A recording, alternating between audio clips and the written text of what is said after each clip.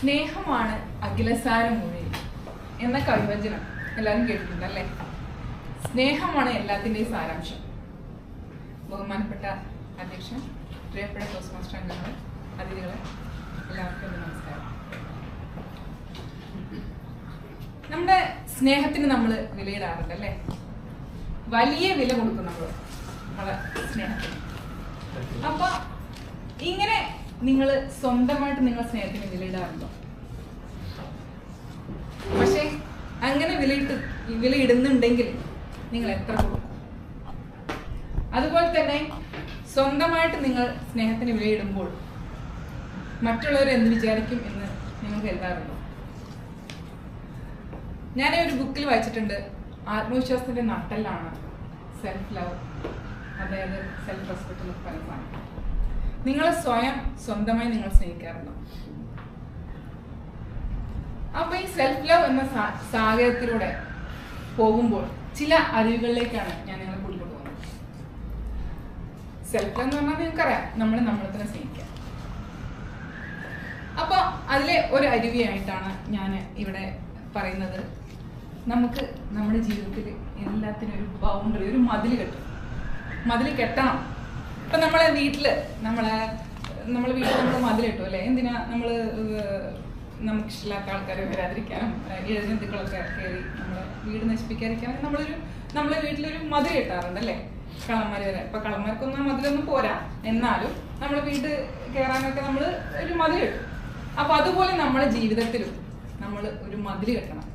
ഇപ്പൊ ഉദാഹരണമായി പറയുകയാണെങ്കിൽ, ഇപ്പൊ രാത്രി 10 മണി കഴിഞ്ഞാൽ ഞാൻ ഫോൺ തൊടില്ല എന്നൊരു മതിൽ നമ്മൾ കെട്ടണം നമുക്ക് വേണ്ടി തന്നെ. ഈ 10 മണി കഴിഞ്ഞ് നമ്മൾ ഫോൺ കണ്ടാൽ നമ്മളെ കണ്ണിന് കാഴ്ച നഷ്ടമാവും, ഉറക്കമില്ലായ്മ വരും, നമ്മുടെ ശരീരത്തിന് അത് ദോഷം ചെയ്യും എന്നൊരു മതിൽ നമ്മൾ കെട്ടണം. അപ്പോ ഈ നമ്മളെ തന്നെ സ്നേഹിക്കാനുള്ള ആദ്യപടിയായിട്ട് അത് തുടരാൻ കഴിയും. പിന്നെ രണ്ടാമതായി ഞാൻ പറയുന്നത്, നമുക്ക് നമ്മുടെ കുറച്ച് സമയം നമുക്ക് കൊടുക്കണം. എന്നുവെച്ചാൽ 1 മണിക്കൂർ അല്ലെങ്കിൽ ഒരു അരമണിക്കൂർ എന്നുവെച്ച് കുറച്ച് സമയം നമുക്കായി തന്നെ കൊടുക്കാം. ഫോണിൽ, ഫേസ്ബുക്കിലും ഇൻസ്റ്റഗ്രാമിലും ചെയ്ത് തോണ്ടലല്ല. നമ്മുടെ മനസ്സിനും ശരീരത്തിനും ഒക്കെ ഇഷ്ടപ്പെട്ട കാര്യം. ചിലർക്ക് കുക്കിംഗ് ആവാം, ചിലർക്ക് യോഗ ആയിരിക്കും, ചിലർക്ക് മെഡിറ്റേഷൻ ചെയ്യാൻ താല്പര്യം, ചിലർക്ക് പാടാൻ, ചിലർക്ക് ഡാൻസ് ചെയ്യാൻ. അങ്ങനെ നമുക്കായിട്ടൊരു സമയം നമ്മൾ എന്നും കണ്ടെത്തുകയാണെങ്കിൽ നമ്മൾ ജീവിതത്തിൽ വിജയിച്ചു എന്ന് തന്നെ പറയാം. അപ്പൊ നമുക്കായിട്ടൊരു സമയം നമ്മൾ അറ്റ്ലീസ്റ്റ് കുറച്ച് സമയങ്ങളിൽ നമ്മൾ എന്നും ഒരു അരമണിക്കൂറെങ്കിലും നമ്മൾ കണ്ടെത്തിയിരിക്കണം. പിന്നെ മൂന്നാമതായി പറയാനുള്ളത്, കുറവുകൾ നമ്മൾ കണ്ടെത്തി നമ്മൾ തന്നെ പരിഹരിക്കുക എന്നുള്ളതാണ്. ഇപ്പം ഞാനൊരു ഒരു സ്ത്രീ ആയതുകൊണ്ട് എനിക്ക് പെട്ടെന്ന് കുക്കിംഗ് ആണ് പെട്ടെന്ന് ഓർമ്മ വരാം അടുക്കളയിൽ. ഇപ്പൊ എന്നാലും ഈ ഹാഷിറിന്റെ മട്ടൻ ബിരിയാണി കഴിച്ചോടുകൂടി ഞാൻ ബിരിയാണി വെക്കലൊന്നും ഒന്നുമല്ല എന്ന് മനസ്സിലായി. അപ്പൊ അതുപോലെ നമുക്ക് ചില കുറവുകളും പരിമിതികളുണ്ട്. പക്ഷെ അത് നമുക്ക് എക്സ്പീരിയൻസ് കൊണ്ടും പരിശീലനം കൊണ്ടും ഒക്കെ നമുക്കത് നേടിയെടുക്കാം. പക്ഷെ ഹാഷിറിന്റെ ബിരിയാണി പോലെ എന്നെ കൊണ്ട് വെക്കാൻ കഴിയില്ല. കാരണം ഞാനത് കഴിച്ചിട്ടില്ല. റുമാൻസിന്റെ ബിരിയാണിക്ക് ശേഷം ഞാൻ കഴിച്ചൊരു നല്ല ബിരിയാണി ഹാഷിറിന്റെ ബിരിയാണി. അത് മട്ടൻ ബിരിയാണി തന്നെ കഴിക്കാം, മറ്റുള്ള വായിൽ വേണം, മട്ടൻ ബിരിയാണി തന്നെ കഴിക്കാം. അപ്പൊ അതുപോലെ നമ്മുടെ കുറവുകൾ നമ്മൾ കണ്ടെത്തി നമ്മൾ പരിഹരിക്കാൻ നോക്കണം.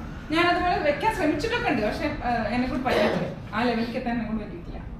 പിന്നെ ഉള്ളത് എന്താന്ന് വെച്ചാല്, നമ്മളെപ്പോഴും പോസിറ്റീവ് നെഗറ്റീവ് ആയിട്ടുള്ള കുറെ തോട്ടുകൾ ഉണ്ടാവും അല്ലെ നമുക്ക്.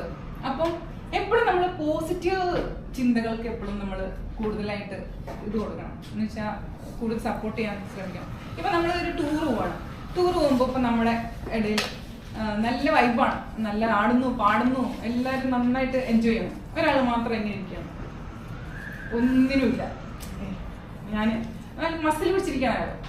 ആ ടൂറിന്റെ വൈബ് തന്നെ നമ്മൾക്ക് ഉണ്ടാവില്ല അല്ലേ? അപ്പൊ അങ്ങനെ ഒരാൾ മതി നമ്മുടെ ആ ഒരു നിമിഷം തന്നെ തകർക്കാൻ. അപ്പൊ എപ്പോഴും നമ്മൾ നെഗറ്റീവ് ചിന്തകൾക്ക് മാറി നിന്ന് പോസിറ്റീവ് ചിന്തകൾക്ക് കൂടുതൽ സപ്പോർട്ടീവായ ആൾക്കാരൊപ്പം നമ്മൾ ചെലവഴിക്കാൻ ശ്രമിക്കണം. പിന്നെ അടുത്തതെന്ന് വെച്ചാല് ഞാൻ പറയാൻ പോണത്, നമ്മളെ മനസ്സും ശരീരവും ഒരുപോലെ കൊണ്ടു നടക്കണമെന്നാണ് അല്ലേ?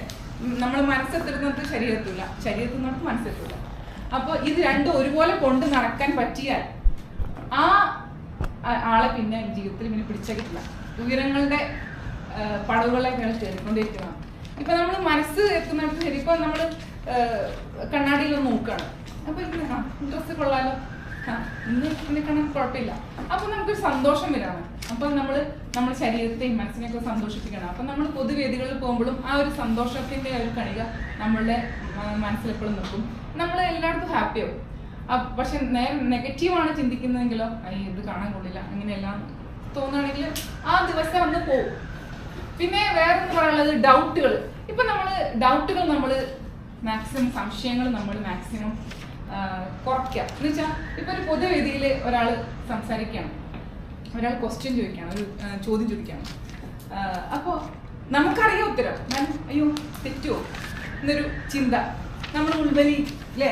അയ്യോ ചിലപ്പോൾ അയാൾ പറഞ്ഞ വേറെ ആൾ പറഞ്ഞ ഉത്തരം തന്നെയായിരിക്കും നമ്മളുടെ ഉത്തരവും, കറക്റ്റ് ആയിരിക്കും. പക്ഷെ നമ്മളുടെ ഒരു ഉൾവലിയുണ്ട്, അയ്യോ പൊതുസഭയിൽ ഞാനിങ്ങനെ പറഞ്ഞാല് അല്ലെങ്കിൽ ഞാൻ ആ ഉത്തരം പറഞ്ഞാല് അത് മറ്റേ കളിയാക്കുമോ എന്നുള്ളൊരു വരും.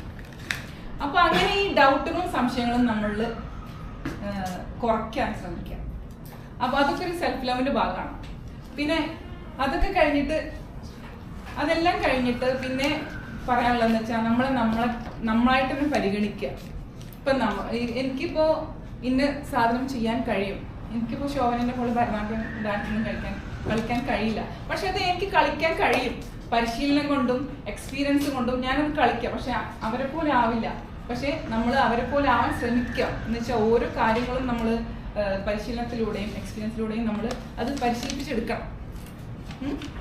പിന്നെ എല്ലാം കഴിഞ്ഞിട്ട് പിന്നെ നമ്മൾ പറയാന്നുള്ളത്, നമ്മൾ ഫോർഗീവ് എന്നൊരു സാധനം. നമ്മളിപ്പോ ഒരാള്